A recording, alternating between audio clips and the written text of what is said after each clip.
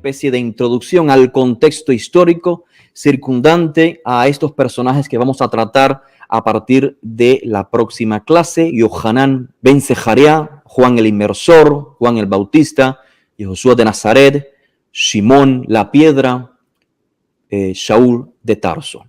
Y el hecho de que Josué haya sido reconocido por parte del pueblo indica que existía la posibilidad de que los otros movimientos que decían tener autoridad en realidad no la tenían. Los saduceos podían decir: nosotros tenemos la autoridad porque somos descendientes de los Kohanim. Pero para aquel entonces ya los sumos sacerdotes eran elegidos por el gobierno romano, no por el pueblo judío. Por otra parte, si los sabios mencionados en la Mishnah fuesen en verdad receptores de una enseñanza llamada Torah oral que viene desde los días de Moisés y ellos tenían ese legado, pues sería imposible, lógicamente, que surgieran otros movimientos. Porque si en verdad alguien tiene una enseñanza recibida desde los días de Moisés, nadie puede discutir en contra de esa autoridad. Por esto se confirma una vez más que esa idea, que ese mito de la existencia de una Torah oral no vino a existir sino en el siglo V, VI de la era común, en los días donde se fija el Talmud. Ante a ello, los días de los esenios, de los nazarenos, de los fariseos, de los saduceos, a nadie se le ocurriría decir: nosotros hemos recibido una tradición oral directamente de Moisés. Nadie se lo iba a creer. ¿Por qué? Porque naturalmente, si existiese tal tradición oral, quienes la deberían de haber recibido eran los sacerdotes, descendientes de Aarón, quien Moisés estableció como los maestros del pueblo de Israel. O sea, pensar que existía un judaísmo normativo en aquel entonces es evidentemente una falacia, como lo hemos evidenciado en los textos que hemos leído en las charlas anteriores, en los rollos del Qumran, la literatura sapiencial, eclesiástico, sabiduría de Salomón, etcétera, etcétera. Tengo un libro que quería compartir con ustedes. Lo voy a hacer. Fíjense, estimados, este libro, esto para que tengan noción de lo que les estoy diciendo, no es invento mío.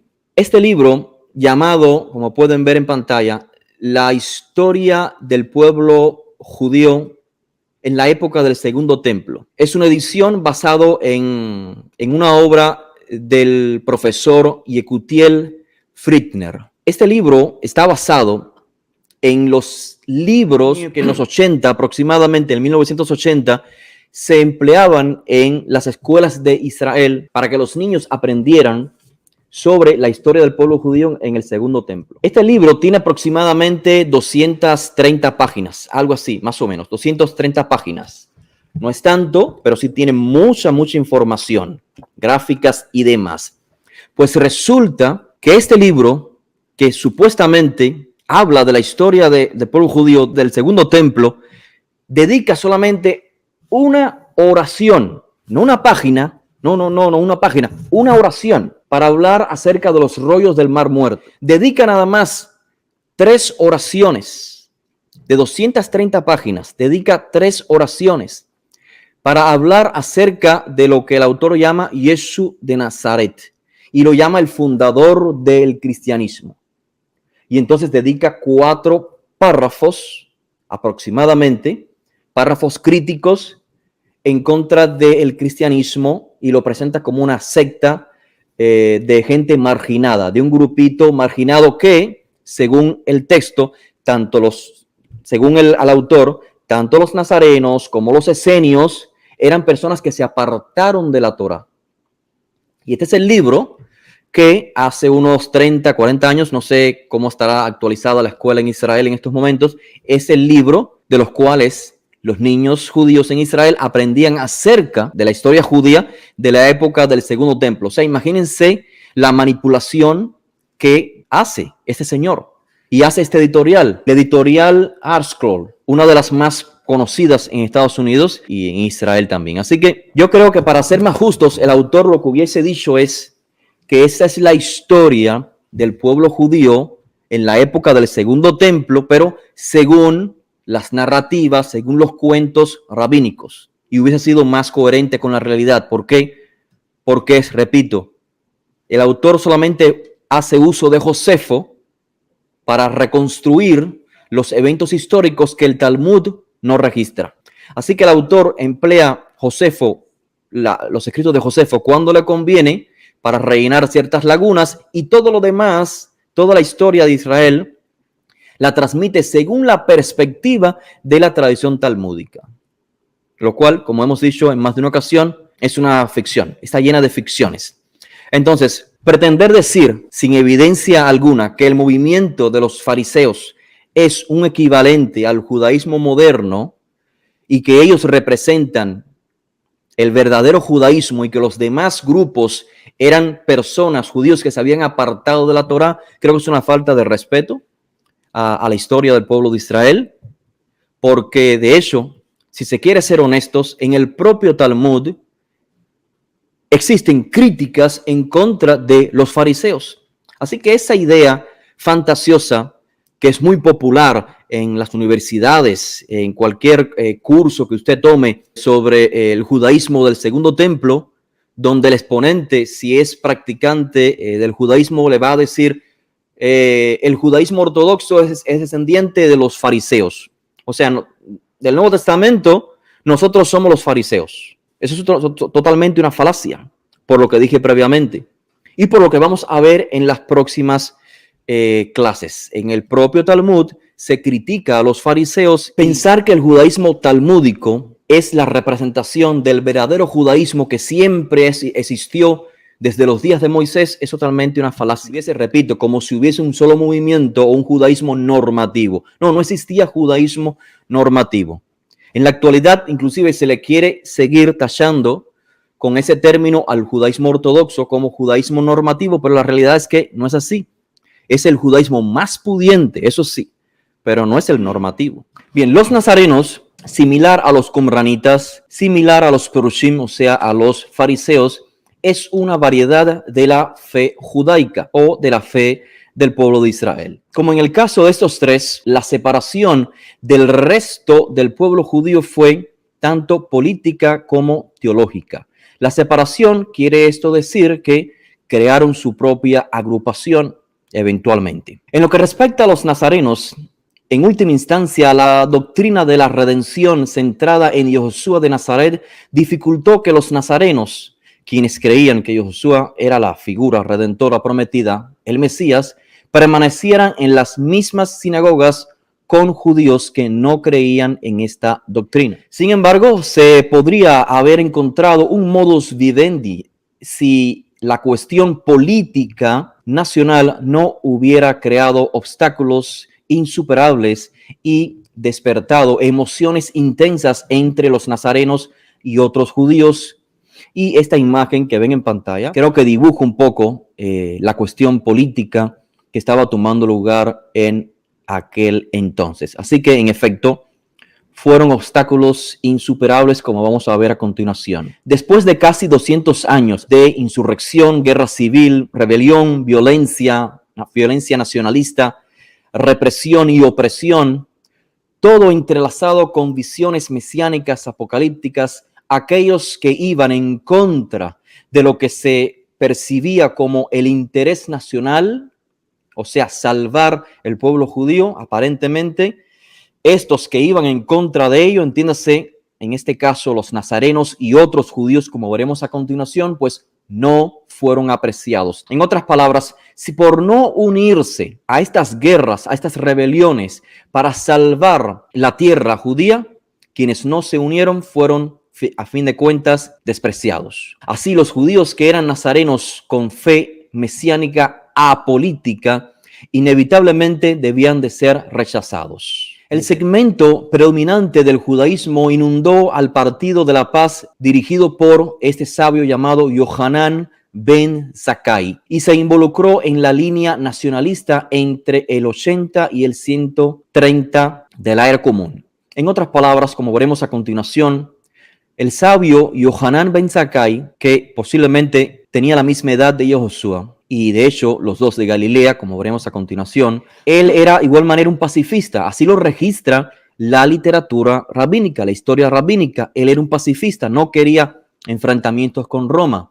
Pero, como les estaba diciendo, el segmento predominante del judaísmo sí quería la guerra contra Roma, y este inundó el partido pacifista de Yohanan Ben Zakkai en lo que respecta ya al año 80 hasta el 130. Anteriormente no fue así, pero a fin de cuentas en las últimas rebeliones sí casi todo el pueblo judío se unió, menos algunos pacifistas como los nazarenos. Esta línea nacionalista era nueva para los círculos proto-rabínicos a principios del primer siglo, como les estaba diciendo. Por ejemplo, cuando Yehudá el Galileo, a quien Josefo describe como un sofista, un proto-rabino, es decir, un maestro de sabiduría, pero que organizó extremistas, conocidos en diversas manifestaciones por los términos más familiares en escritos judíos como fanáticos, también se le llama los sicari, y genéricamente se le llamaban los ladrones, lestai. Acá le hago mención, estimados, a algo muy importante. ¿Recuerdan los ladrones que son colgados con Yehoshua? ¿Recuerdan que son llamados ladrones?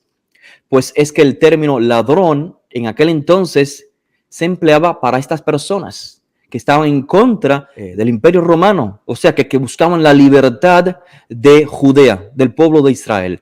Estas personas se le llamó de esta manera, así que tengamos eso en consideración. En casi todas las instancias donde se menciona a ladrones es porque se tratan de, sí, bandidos, pero en contra del establecimiento romano. Josefo acusa a estos extremistas de todas las calamidades que siguen y nos informa que la idea principal de estos era que existiera solamente un Dios que era Señor y Rey sobre Israel y que los judíos no deberían pagar tributo al César. ¿A qué nos suenan estas expresiones? Pues claramente opuestas a las enseñanzas de Josué. Y curiosamente, estamos hablando de Yehudá el Galileo, porque se crió justamente donde Josué también se crió. Pero fíjense, Josué no es el único Galileo pacifista. También Yohanan Ben Zakkai fue un Galileo maestro pacifista. Ahora, que esto no era una opinión universal, o sea que hay que ir en contra del César, que no hay que pagarle el tributo al César. Esta no era una opinión universal, se confirma en el famoso episodio, como les estaba diciendo, registrado en la tradición de Yehoshua, cuando Yehoshua ordenó que uno debe obedecer según el concepto que posteriormente la literatura rabínica llamara Diná de Malhutá Diná. Esto es, que la ley del gobierno es ley. Y por lo tanto, uno debe rendir al César lo que es suyo por derecho. O sea, Yehoshua no estaba en contra, digamos, del judaísmo, como se plantea usualmente, equivocadamente por algunos. Simplemente tenía una visión diferente a la que tenían otros rabinos en una vida judía pluralista. Los perushim, o los fariseos y los herodianos, que trataron de atrapar a Yehoshua con esta pregunta, si le parecía bien dar tributo al César, con el objetivo de que se autocriminara como un rebelde en contra de Roma, pues estos quedaron asombrados porque Yehoshua indicó aquí que sus puntos de vista escatológicos eran apolíticos, al menos de momento. En otras palabras, Yehoshua está buscando la restauración del reino teocrático, pero que sea duradero, que el ser humano se transforme de adentro hacia afuera, que el pueblo judío es el que debe de transformarse y que la redención no llega por la fuerza, como ya habían dicho los profetas, no es por la espada, sino por el Espíritu del Todopoderoso. Así que la visión de Yehoshua de inicio es apolítica, pero recuerden que todos los movimientos del primer siglo eran sociopolíticos, como también lo era el movimiento de los nazarenos, así como el de los fariseos, de los esenios. Todos querían un sistema que es lo que se llama en español reino de los cielos o el reino de Dios. Esto es un reino teocrático, un reino en el que impere la justicia divina decretada en la Torá. O sea, que la Torá sea lo que dictamine la conducta del pueblo de Israel, como siempre fue. Todos los judíos querían esto, al menos los judíos observantes y algunos de los asimilados. Pero Yehoshua no quería lograr esto a través de la guerra. Por eso digo, era apolítico los nazarenos al principio, pero a fin de cuentas estaban buscando sí un bienestar en términos políticos para el pueblo de Israel. Por esto es que el autor de Hechos, en los últimos diálogos que registra entre Josué y sus discípulos, es la pregunta: ¿restaurarás el reino a Israel en este tiempo? Y Josué responde: no le corresponde saber los tiempos que solo el Todopoderoso ha destinado.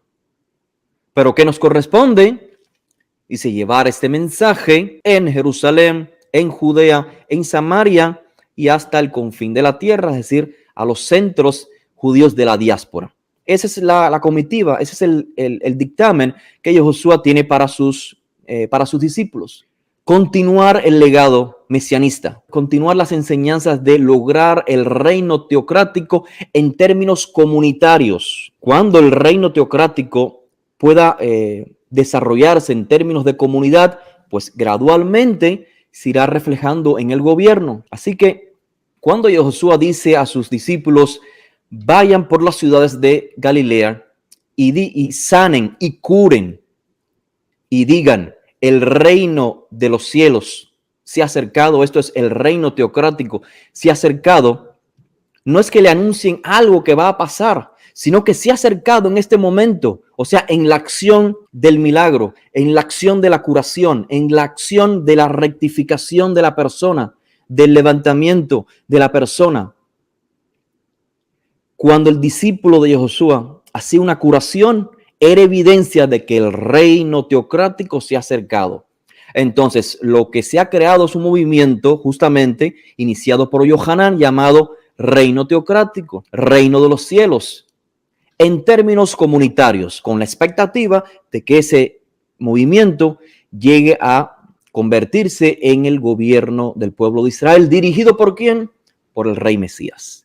La posición no militante de Josué era similar, como les estaba diciendo, a la del Partido de la Paz, dirigido y representado por este distinguido maestro llamado Yohanan ben Zakkai, un contemporáneo de Josué y posiblemente un colega de Josué en Galilea entre los años 20 y 30. Les recuerdo, Yohanan ben Zakkai, aunque usualmente, popularmente se le llama el fariseo, hay evidencia interna en la propia literatura rabínica que nos dice que él no era fariseo. De hecho, se lo cito en el Tratado Yadayim. Yohanan ben Zakkai interactúa con diferentes judíos, diferentes movimientos. Entre ellos están los fariseos. Y Yohanan ben Zakkai dice que él no tiene nada en contra de los fariseos, lo cual evidencia que él no era fariseo, si no, no tendría sentido alguno sus palabras. Otra evidencia es que uno de sus discípulos, llamado Yehoshua ben Hanania, es el que dijo estas palabras que registra luego el Talmud, que la plaga de los fariseos trae destrucción al mundo. Así que si Yohanan ben Zakkai no se identifica como fariseo, uno de sus discípulos más destacados critica a los fariseos, evidentemente estamos hablando al menos de estos dos maestros como no fariseos, y es Yohanan ben Zakkai el que le pide al gobernante romano, antes de la destrucción del templo, que le permita trasladarse de Jerusalén hasta Yavne junto con otros maestros, entre ellos los descendientes de Hillel o Gamliel. Pero esto lo trataremos en las próximas secciones de Ezrat Hashem. El movimiento proto-rabínico de Yohanan ben Zakkai se mantuvo al margen de la rebelión, en la primera rebelión que comenzó en el 66. Recuerden, en el 70 toma lugar la destrucción del templo. En el 66 es que Yohanan ben Zakkai, como les decía, contacta al líder romano y le pide permiso escapar, huir de Jerusalén antes de la destrucción, y se le permite hacerlo. Pero vemos que también otros judíos, como los nazarenos, hicieron lo mismo. Es decir, se fueron de Jerusalén. Recuerden, Josué, ¿qué les dijo a sus discípulos? Narrado en Mateo capítulo 24, capítulo 25. Cuando vean a Jerusalén rodeada, huyan a las montañas. El historiador eclesiástico llamado Eusebio de Cesarea nos dice que en efecto se fueron a Perea, en Fejal, justamente allí fueron los discípulos de Josué antes que tomara lugar la destrucción del templo. Si es verdad o es falso, pues no lo sabemos. Yohanan ben Zakkai intentó, en lo que es el año 66, intentó calmar las aguas tormentosas de una nueva ola creciente de militancia después del año 73, o sea, una vez ya destruido el templo. Trató de calmar, pero fracasó en su intento.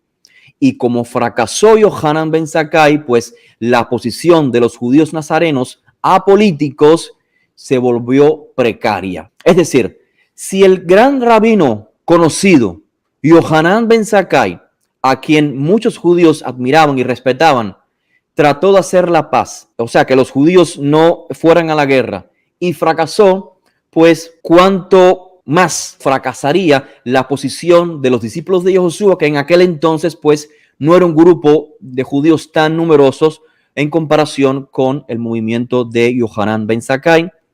Así que tengamos eso en consideración. Cuando Yohanan ben Zakkai fue depuesto como líder de la academia en Yavne, esto tomó lugar aproximadamente en el año 80, se selló el destino del judaísmo nazareno, se marcó drásticamente en el año 80 cuando Yohanan ben Zakkai, el pacifista, si se puede decir, cede su puesto a otra persona, y este es el llamado Gamliel, el nieto del Gamliel mencionado en el libro de Hechos, el identificado como maestro de Pablo. Y es una ironía.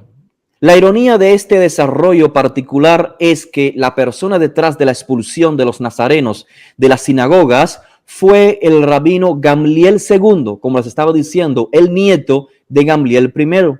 Justamente el que en el libro de Hechos salva la vida de Simón, Pedro y de Yohanan o Juan, el hijo de Zebedeo, recuerdan en un posible desastre ante el Sanedrín, donde los saduceos, los sacerdotes, lo arrestan por segunda vez y lo intentan matar. Es gracias a la opinión de Gamliel I que solamente se les azota a Simón Pedro y a Juan, hijo de Zebedeo, y se les deja luego en libertad. Y esta es la ironía, la curiosa ironía. ¿Por qué digo que son expulsados de las sinagogas?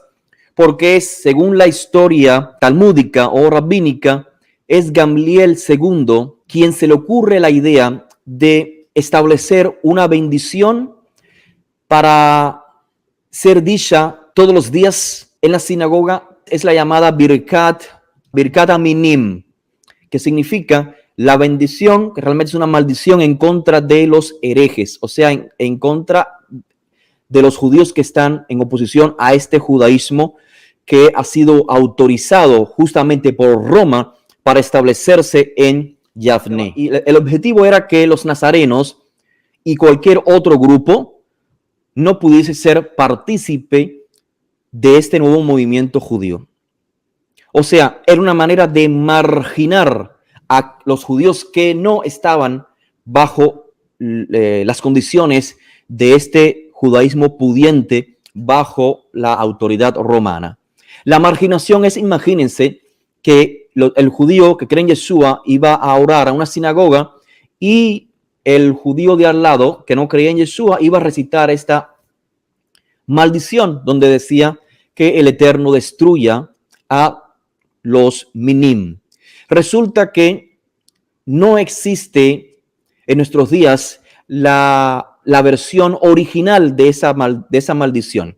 Lo que existe son registros en la literatura rabínica.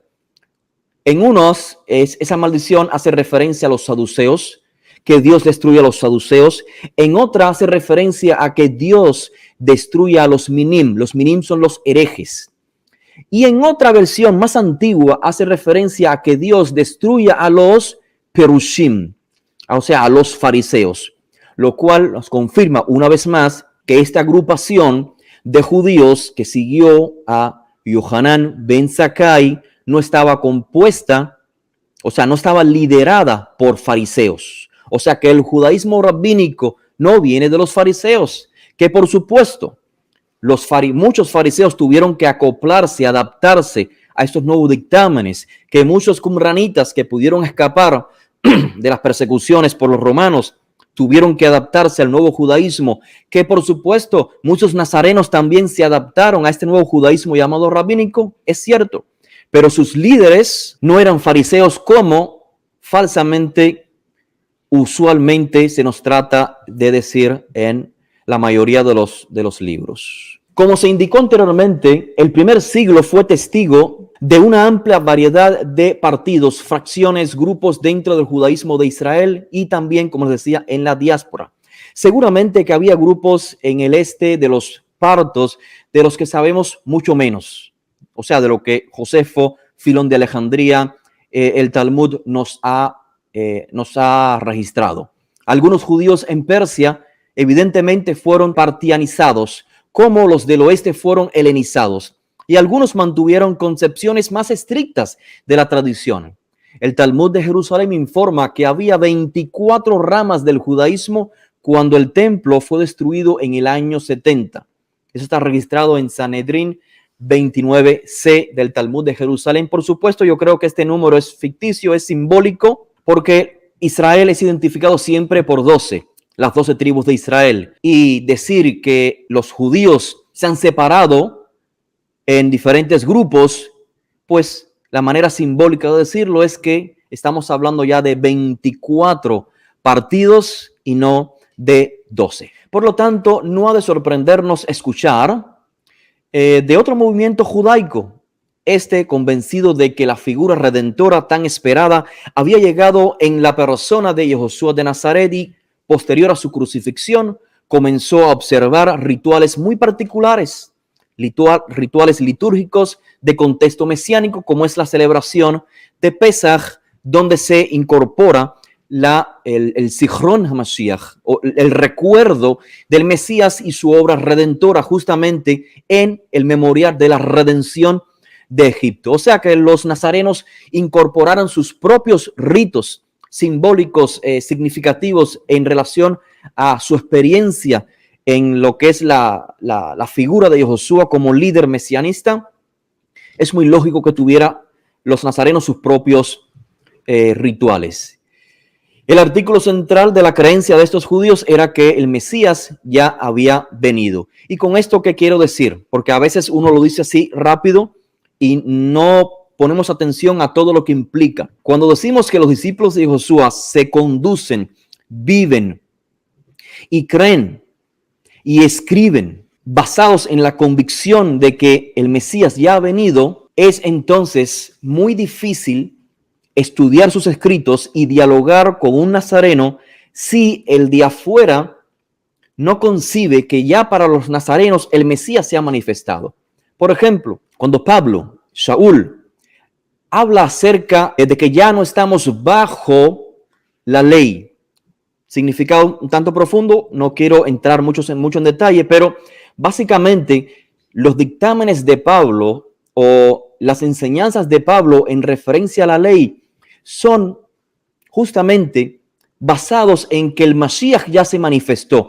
Y para la cosmovisión judía, una vez que se manifiesta el Mashiach, los judíos comienzan a vivir la Torá por iniciativa propia.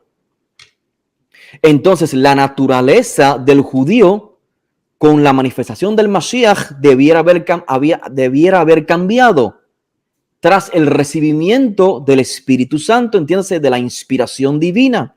Así que eso era una realidad dentro del movimiento de los nazarenos.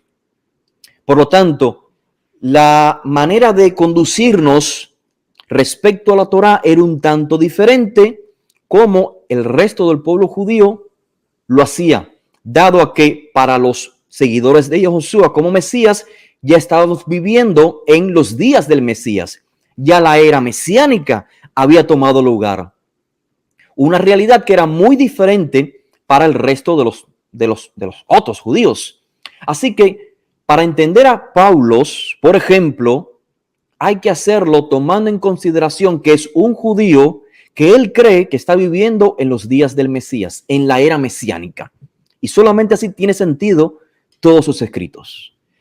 Una variedad de ideas mesiánicas, todas de alguna manera surgidas en parte de la experiencia egipcia de Moisés como profeta, redentor, Mesías, y en parte de la visión profética del día del Eterno, circularon en lo que es el primer siglo. En otras palabras, habían diferentes escuelas de pensamiento respecto al mesianismo. A veces la idea incluía a una dinastía davídica, a veces un libertador político humano no designado, a veces Dios mismo, el Todopoderoso, como la figura redentora y liberadora. Ocasionalmente también existía el pensamiento de el siervo del Eterno, el siervo sufriente, que sufre y muere, y la idea de dos Mesías. Predominaban dos ideas mesiánicas básicas, las siguientes. La primera, y la más predominante, era una idea mesiánica nacionalista en la que una restauración terrenal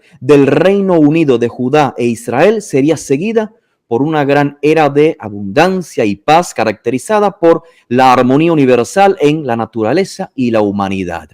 La segunda era una creencia apolítica en la regeneración espiritual de Israel, acompañada por el advenimiento de la propia soberanía del Todopoderoso, o Malhut Shamaim, el reino teocrático. Y esta era la vertiente, este era el pensamiento, la filosofía del movimiento de los nazarenos.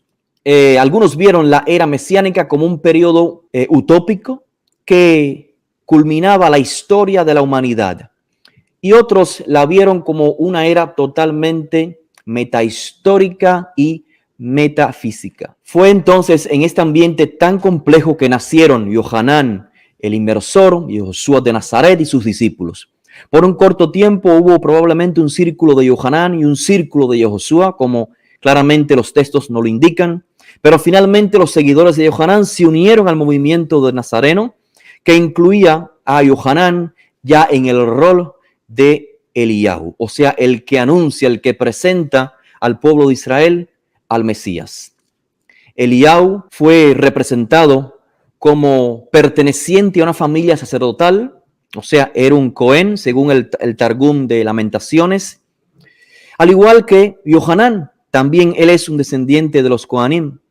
Además, una tradición conocida en el primer siglo decía que cuando Eliyahu regrese en una función premesiánica, iba a morir como justamente murió Yohanan, ya que tienen la evidencia del pseudo Filón, antigüedades bíblicas. Existía la esperanza de un Mesías sufriente y de un Mesías, rey, victorioso, guerrero.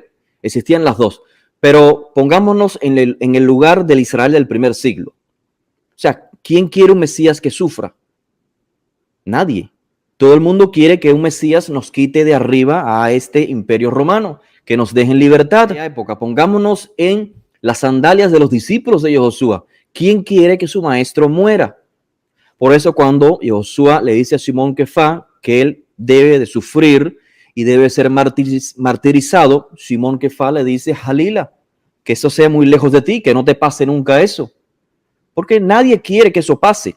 Y también se preguntan muchos intérpretes, ¿cómo es que Josué al menos 3 veces creo que se registra el anuncio del martirio de Josué? Y Josué se lo anuncia a sus discípulos cuando va llegando a Jerusalén, que él debe ser martirizado, que será entregado en manos de los malvados, que morirá, que su muerte será expiación por los fieles. Y la pregunta que todo el mundo se hace, ¿por qué cuando muere Josué, sus discípulos no recuerdan que Josué les dijo que iba a morir? Y es que esto es muy natural. ¿Qué discípulo que miraba con ojos de grandeza al sabio? O sea, también recordemos que los discípulos eran muy jóvenes en comparación con Josué. Estamos hablando quizás de personas de unos 15, 16, 17, 18 años aproximadamente, y Josué tendría unos 30. Así que en términos también de edad y en términos de santidad y de respeto y de honor, ellos verían a Josué como el gran Sadik por los milagros que hacía y demás. Así que no ponían la mínima atención en noticia funesta alguna.